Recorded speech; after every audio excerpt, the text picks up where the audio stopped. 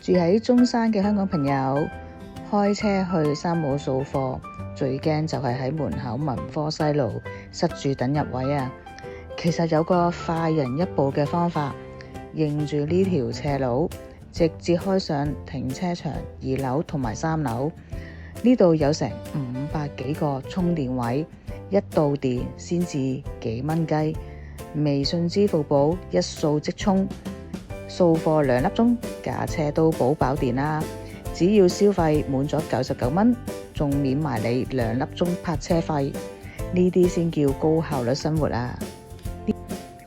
入到場識睇暗號先至係真玩家。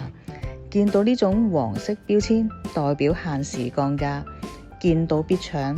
再睇埋標籤右下角寫 S 係季節限定，賣完就冇㗎啦。寫 C 就係最後清貨。如果見到價錢尾數係0.91，即係入手呢個係全場低價，唔買就蝕㗎啦。想食得回本，一進場就即刻跑去新鮮區揾支牛肉位啦。平日夜晚7點過嚟，試食種類多達14樣啊，年費分分鐘食翻晒啊！記住，中山店仲有限定嘅石岐乳鴿，新鮮到爆燈啊！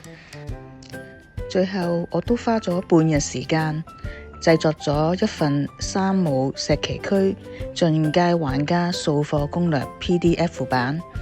如果想攞呢份完整攻略 PDF 慢慢睇，記得先訂閱本頻道，喺留言區打山姆攻略，我會發送私密下載連結俾你，系統會自動驗證訂閱，保護私隱之餘，確保大家攞到最新資訊。